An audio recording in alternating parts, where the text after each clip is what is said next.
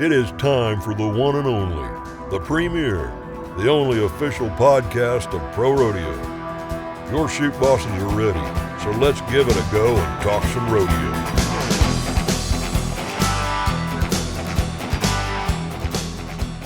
Hello everyone and welcome into another episode of the Chute Bosses, the official podcast of Pro Rodeo. It's Tanner Barth, it's Tracy Rink, and Tracy, we got a little bit of a special setting for today's show. We're here in Colorado Springs, headquarters of the PRCA. We're at the NFR Open at the Pikes Peak Bust Rodeo, and what a great start to this event we've had here so far.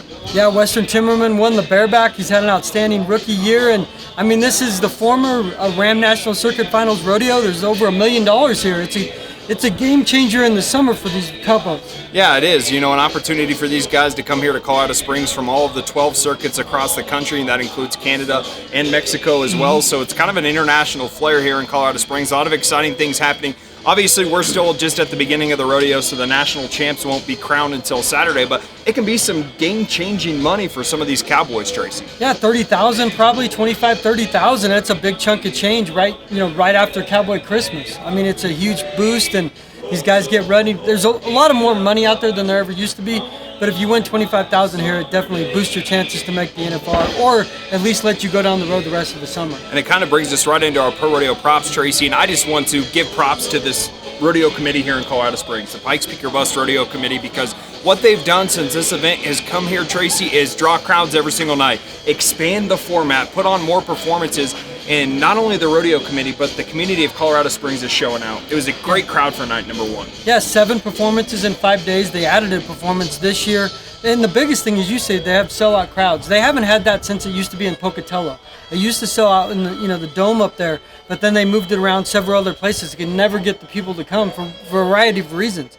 Here, they've got the crowd, it's military, the patriotism. It's a great environment, and it's a great rodeo. There's a lot of stock contractors from around this area. They bring good stock, and the Cowboys make a point to go to the circuit rodeos to have a chance to win money here. Yeah, it gives them an opportunity to pick up a big chunk of change at this point in the season, which anytime you can get that, you're at good things. And Tracy, that's going to lead us right into our short round segment. We're talking about cowboys and cowgirls that have won a lot of money. The Cowboy Christmas run just wrapped up, and what another banner year it was for Pro Rodeo contestants. You mentioned guys on the rough side of things like Zeke Thurston comes out, wins over $29,000. And obviously for those guys that win a lot of money, what they won in Ponoka is a big reason why they were able to do that. Yeah, Zeke's one of those guys. That Canadian rodeo, Ponoka, was paying $18,000 to $20,000 for the winners. I mean, that's a huge chunk of change during Cowboy Christmas. I mean, most of the rodeos that paid well, I mean, outside of a few, but no one was winning over like $12,000 or $13,000. So to win $18,000 like that, I mean, and the confidence you get, you go on and you win more rodeos. It just, when I first started Cowboy Christmas, if you won $24,000, you were eating high on the hog. Yeah. And that was 10 years ago. And we mentioned that the record books, last year, obviously, Ty Harris broke the record with over 40,000, nearly 41,000. And then this year, we have another record-breaking performance. Ty Harris not only breaks his record from last year, but somebody is able to go over the top of Ty Harris, and that's your team ropers, Caleb Driggers, Junior Negata, nearly $47,000, or over $47,000, Tracy. Yeah, $47,288, I think, was the official number, and that's incredible. I mean, they won Ponoka, which we just spoke of, and they won a lot of other rodeos, and this is the second time in 3 years. They won $35,000 and some change in 2022, which was the single event Cowboy Christmas record. Now this is the overall record, single and overall. I mean, I would have never imagined seeing the day, and I don't speak on this alone, to see team ropers win that much money. For a long time, team ropers weren't even getting equal pay. Yeah. And now not only getting equal pay, they're winning Cowboy Christmas and setting Cowboy Christmas records. Well, they won almost $50,000 in this stretch, Tracy, so it just goes to show you how much money's actually out there. St. Paul paying over $500,000. The Greeley Stampede up to $470,000 purse. Yeah. So, that's a lot of money to be had, and they were, able to take advantage, and we'll have kind of a feature story on how they were able to get it done in the Pro Rodeo Sports News digital magazine that comes out on Friday, so make sure to check that out. But, Tracy, you thought going into it was going to be a rough stock guy that comes out and breaks the record because you thought it would be broken again. Yeah. But it's another timed event guy. And the timed event guy proves to me, if anything, it proves consistency. Yeah. Because, you can have a great run as a timed event guy, but it proves to me, as you watch it, as you and I do, you get on that heater as a timed event guy and you got a great horse. Everything starts clicking and you start winning a lot of events, and there's so many rodeos in so 8 or 9 rodeos in 5 or 6 days. Yeah. And all of a sudden you get on a heater and then you start winning and you're cashing checks. I thought rough stock wise, one of those bull riders would break out and win. It wouldn't surprise you to see a guy go crazy and win 40,000 as a bull rider, but it just goes to show the parity in the field. We have so many young bull riders right now. We do, yeah. Guys are hurt, different reasons, but a lot of those guys are spreading the money out. The timed event guys, it seemed like that money got bunched up to a few guys, and it's crazy. I just would have never imagined that happening this soon, from like 10 years ago. Yeah, you mentioned a bull rider that could be in the hunt for that world title and, won a decent amount of money over the Cowboy Christmas run. That's Cody Teel, and we're going to sit down with him and talk for 8 questions. And Cody's just a great overall guy. He's not only a world champion bull rider, but just a good, genuine person. Yeah, he was with us for a long time. Had like a stretch of like 5 NFRs in a row. Got married at his last NFR before he left the association to do some other things. Just a super nice guy, super great guy. It was great to catch up with him. And I honestly forgot he qualified because he had a great circuit finals. Their circuit finals used to be on New Year's every year. Yeah. Now it got moved to October, and he won it, and he's here. And it just goes to show you the type of talent that's here at the NFR Open. Let's do it. Here's your 8-question segment with Cody Teel. Favorite movie? Favorite movie? First one that comes to mind is Lonesome Dove. Favorite restaurant? Ooh. Favorite restaurant? Anywhere, any good steakhouse. Nice. Favorite bull you've ridden in the PRCA? Favorite bull I've ridden in the PRCA? Probably back in 2013, 2012 Bucking Bull of the Year, Cat Blue. We matched up in Santa Fe. I just won the world title the year before too, so it was just kind of a special moment and a big ride early in my career that stands out. What would you name a bull? Cody's pet. Favorite hobby outside of rodeo? Spending time with my girls, messing with our herd of red Brangus cattle, and just kicking around the house. Describe bull riding in one word. Crazy. Favorite ice cream? Texas Two-Step by Bluebell Ice Cream. Who would you like to be a tag team partner, Chuck Norris or Bruce Lee? Chuck Norris.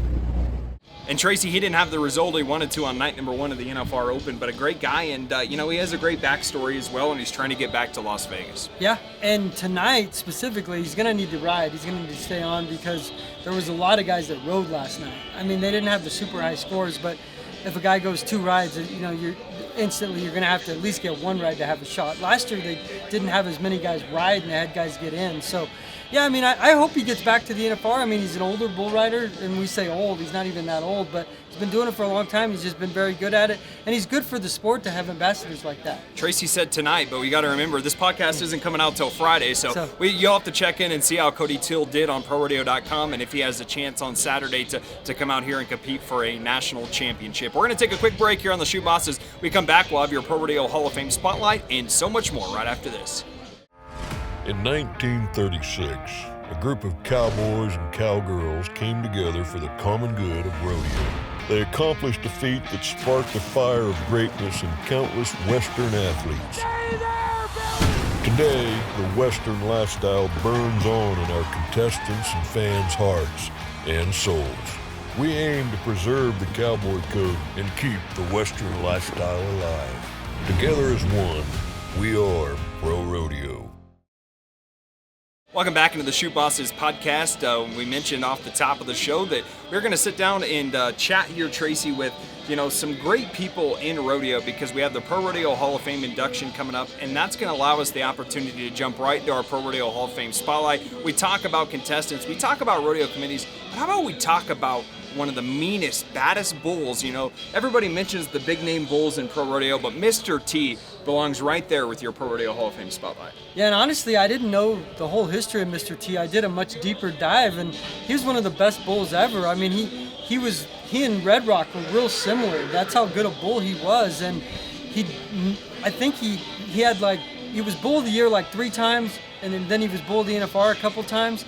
The crazy thing about Mr. T is he only got ridden like 4 times. One of them was Ty Murray. One of the last guys to ride him rode him at Cheyenne Frontier Days the day Lane Frost died.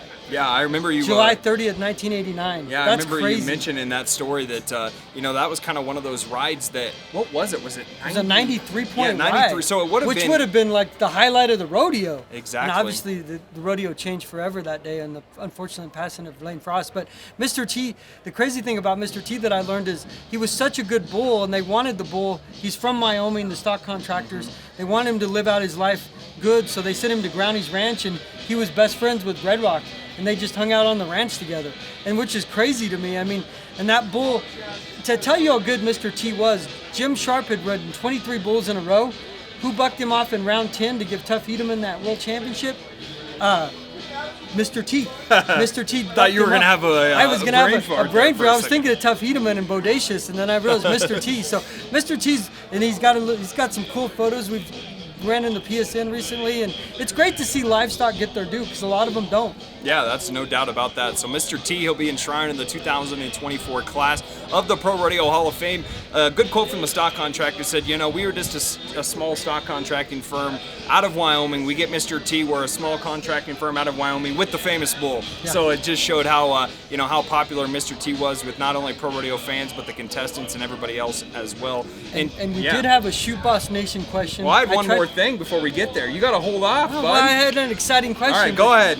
So they asked me was I ever doing air drummer, and I was an air drummer. I took sixth, the highlights. I took sixth in the Junior Varsity City Championships. Where? In Pueblo. Look, thanks Tommy Lee. That tells you anything. That's Pueblo County's finest right there. Tracy Rink, Hall of Famer down there in Pueblo. Air drummer champion. Yeah. Sixth place. Tracy mentioned that we're going to have a lot of stuff coming your way here on the Chute Bosses. We're going to sit down and chat with the world champion barrel racer, Brittany Pozzi Tonozzi. We had a chance to catch up with her. I did last night, Tracy, here in Colorado Springs. But we talked to our world champion media day.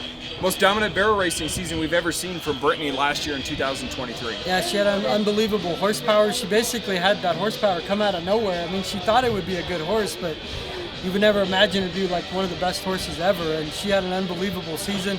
The crazy thing about her is she won world titles in like 05 and 07 and then in 23. I mean, Crazy. It's really weird that you'd separate that much time in between world titles.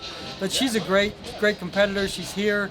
And it's good that we got to talk to her because we don't get a chance to really talk to barrel racers that much. Yeah, especially during the regular season. We obviously have the PRCA contestants and the WPRA. We try and catch up with the winners of the big rodeos when we can. But, it's good to sit down with Brittany, and we'll have that interview coming up for you in the next segment. Before we get there, one guy I saw running around, I think I saw him at Red Rocks earlier today, somehow snuck into the rodeo grounds, and the police are looking for him. That is Buck. Uncle Buck is back in action. He's roaming around here somewhere. They probably let him into the kiddie rides. I feel like I'm on a kiddie ride on this chute. My feet can't touch the ground. Oh, let's go to Buck. He's got your Pro Rodeo Word of the Day. I'm Buck, official correspondent of the Chute Bosses, the official podcast of the PRCA. My word for the day is dance. Saddle bronc riders like to get in a rhythm, a dance with their horses. When it comes to dancing, Buck, when I was a wee lad, a junior in high school, I thought I met the woman of my dreams. But it didn't turn out that way. After a couple weeks, she said our song was going to be Bon Jovi's In and Out of Love. What's that? I'm hiding away from her. Get away from me. Get away from me. Let me be. Let me be. Let me be Buck. Farm life means always hoping for the best, but planning for uncertainty. You have to be ready for the next everything. The next dawn, the next season, the next harvest, the next technology, the next challenge, and the next generation. No matter what comes your way, we can help keep you ready for the next. Welcome back into the Chute Bosses podcast, the official podcast of Pro Rodeo. Tanner Barr, Tracy Rink. We got a special guest, your 2023 WPRA World Champion Barrel Racer, Brittany Pozzi Tonozzi. Brittany, thanks for joining us here on the show today. Glad to be here. Yeah, it's great to have you. And, coming out to Las Vegas, this media day gives us an opportunity to really sit down and reflect on the past year, look forward to what's happening this year. Take me through what last year was like for you, because it was truly remarkable. One of the best performances we've ever seen in barrel racing. So I think last year was definitely one for the record books, obviously. Yeah. And it got to the point last year where even I couldn't believe it was happening. Yeah. I called Garrett after Ellensburg, and I'm like, you're not going to believe this. Like, I wouldn't, and you know, it was fun because it was a surprise every time because I mean the game of barrel racing has changed a lot these last few years, and it is hard to win first. Yeah. And I was racking up the first like crazy, and you know there was a lot of times I won second too at like some really big rodeos, and it just was one of those years where it was a lot of fun. All worked out. What was it like? I mean, you won 2 world championships in 7 and 9, and then there was a separation between winning again. Did you ever think that I mean, not that you're older, so to speak, but like your career had gone out of this span, and then you went in 23? Yeah, I mean, I made the finals a lot in between those years, but you know, the goal is always just to make the finals, because to get here, win a lot of money. You know, I feel like the goal of winning a gold buckle is a little difficult, just because you just want to get here and you want to win money and you want to go home with, you know, money in your pocket to be able to rodeo next year, do whatever you want to do. And so I feel like the gold buckle was never just a super huge, like on a platform for me after 07 and 09. It was basically about making money, and that was what I would come to do. So, you know, I had somebody tell me, actually Jeff Busby, who owns Benny, told me last year at the beginning of the year, he's like, "You're going to win a gold buckle." And I'm like, "Jeff, I am not going to win a gold buckle. What are you talking about? You know, I don't have a horse to do that." And, you did. You know, unbeknownst to any of us, we did. We had a gold buckle horse. Yeah, talk a little bit about, you know, obviously it's barrel racing. We know that horsepower is important, but talk a little bit about, you know, what allowed you to really connect with those horses last year and go on a run, because it seemed like you had 2 or 3 that were really working for you by the end of the year. Yeah, and that was kind of the deal is, you know, I started out the year just, you know, trying to help Andrea get some of her horses seasoned and ready for her to run and go to the rodeos on. And, you know, Benny was kind of being a little bit of a pickle, and she was just like, see what you can get done with him. And it took me a while. It took me like 3 months to get him to where he needed to be. And after that, it was just game on. Did you realize, I mean, you've been on some great horses, but I mean, there's obviously a good horse, and then there's the great horse. Yes. When did you realize that, man, this horse is really well, special? I had seen Benny throughout his futurity and Derby year, and he was great then. But you never know when you transition them over into that rodeo atmosphere if they're going to be great at that. Yeah. And he wasn't at first, but he came on strong, and I mean, he was the horse that like I hadn't had this confidence since I had like, Duke and Stitch, but like, I got on and I knew I was going to win first, and that was just something that that's a type of confidence that you just can't even explain. That happens when you're that in sync and in tune with your horse. Yeah, and a lot of people out there, you know, our viewers and our listeners, maybe don't understand, you know, what these barrel racing horses are like at times. Take us through when you're getting ready to run a barrel racing horse.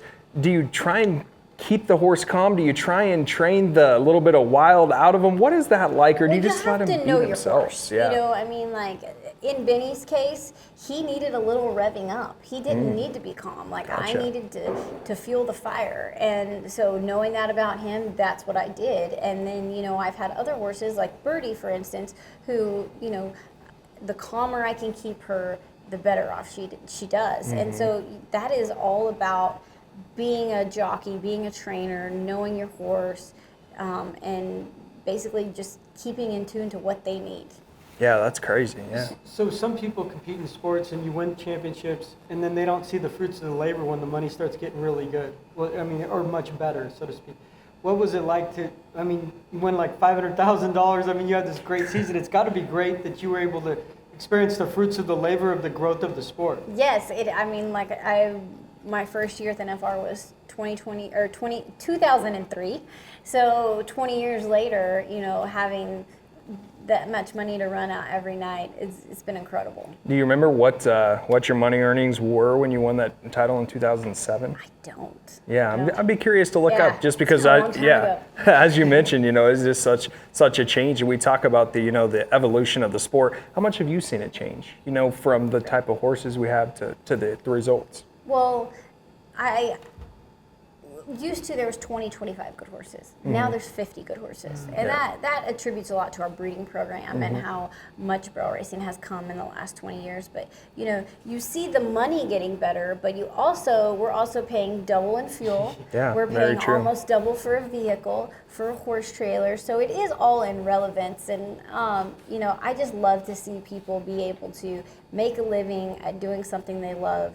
And I hope that we can see more and more of that in this sport. Absolutely. With the cost of horses and stuff, I'm sure it's like people, I want to be a barrel racer, but it's like anything. If you're going to be what you guys, what you do, you got to have a great horse, correct? Like, oh yes, you're nothing without your horse. I don't care how good of a rider you are. If you don't have the horse underneath you that you need to win, it's yeah. That kind of leads me to a question that I've always wondered about. What does a good barrel racing horse go for now? Or is that something that you guys talk about? Well, it's nice because I market. usually train my own. Yeah, that is very nice. So yeah. that helps a lot. But I mean, there's been great horses go from $50,000 to $1 million. So I mean, it's just relative to, you know, somebody found a horse that fit them or what they like, or somebody went out and had the money to buy the $1 million horse, and you know, it's just kind of all relevant. But you see a lot of the girls that are going up and down the road did train their own horses. So. Yeah. Well, and I mean, like you mentioned, you know, you may get that $50,000 horse that you can get a kink out of that somebody gave up on. Right. You know, and so it kind of goes to show that. But, you know, how much in this sport with you guys, as it continues to evolve and get better, you know, how much faster can barrel racing get? Because I feel like right now we're at a NASCAR pace. Yes, we are. I mean, I don't know where that's going to top out at, but records are made to be broken. And, no doubt. You know, with breeding for barrel racing, with the committees conditioning the ground better for barrel racing, all those play factors into that time. Mm-hmm. How would you describe the Thomas and Mack arena to people? I mean, I know it's fast. I mean, it's obviously a short arena, but what's it like for barrel racing? I would say that the Thomas and Mack is the hardest setup we run in all year long. Not to mention we have to make 10 runs in here. Yeah. So it is. Why is that? Because it's so small, and also because when you run, it's a blind first barrel, so you really can't see the first barrel till you're out in the arena, and then it's just like a right or a left hook, and it gets hard 10 times in here. So how much of a challenge is it bringing a new horse to Vegas? You know, it is like, it's you feel like you have to kind of like get tapped off with the new horse, and then the horse that's been in this arena, you know, year in and year out, is definitely knows the play, and that could be helpful and hurtful too. That's very true. Yeah. What's it like living the Western lifestyle, being able to do what you do, and I mean, you know, make a living at it? Yeah, I mean, it's the greatest life ever. You know, I get to do it with my family. I get to go to all these cool places. You know, my daughter gets to have a cool role model to look up to, not only me, but any other barrel racer. And, you know, it is a lifestyle that can't be explained, but I wouldn't trade it for the world. Brett, what's the outlook on 2024? You know, we were talking, I think, last night about some of how the horses are doing and different things. What's your outlook on the season so far You here? know, I have Titan, who I had last year that, you know, like won Ellensburg, won Pialpon, and so I have him in the rig. He's kind of the old man that I'm gonna pick and choose and run him at the big ones, and then I have a bunch of young horses, so it's kind of a rebuild year for me. Gotcha. Well, we appreciate you stopping by and talking with us. It's great to see you here, and hopefully we'll see you again next year right here in Las Vegas. I hope so. There it is. Brittany Pozzi Tonozzi gets the job done here in 2023, and we hope to see her again next year. That's going to do it for another episode of the Chute Bosses. Until then, keep on rodeoing. He's addicted to danger, ruled by passion and pride. To pain and fear he's no stranger, but his lust needs to be satisfied. Hooked on an 8-second ride.